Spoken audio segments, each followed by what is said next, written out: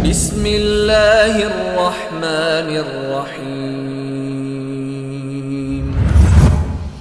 Karena memang kita hidup di zaman yang penuh fitnah, di zaman yang betapa banyak pencitraan-penceritaan yang dipertontonkan oleh segelintir manusia untuk dianggap baik.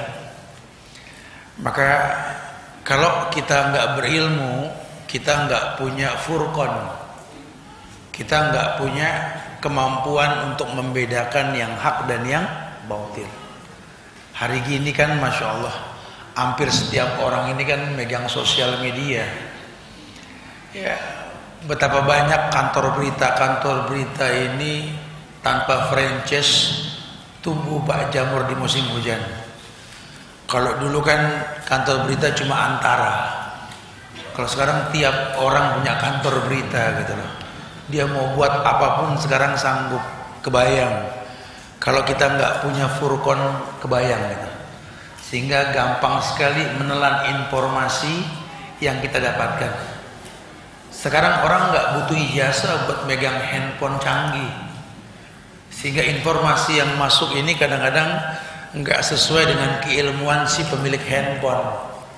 Kebayang ya, sehingga kita menjadi orang yang kadang-kadang ini punya penyakit gampang takjub, gampang terwarnai. Sebenarnya kalau kita senang baca, kita akan tahu nasihat mendasar Rasul. Yang dulu beliau sih pakai bahasa kepada anak kecil. Cuma anak kecil di zaman Nabi, orang dewasa di zaman sekarang. Ya ghulam, ihfazillah yahfazuk. Ihfazillah tajidhu tujah. Ghulam itu kan anak 8 tahun. Ihfazillah, kamu yang 8 tahun, jagalah Allah. Yang dimaksud jaga agama Allah.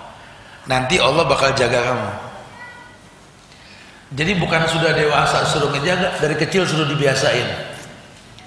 Karena agama ini butuh pembiasaan supaya timbul bunga yang akan menjadi buah.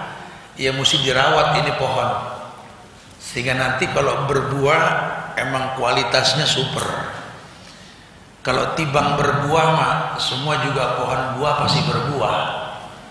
Kalau tibang sekolah dapat ijazah, semua orang pun bisa punya ijazah.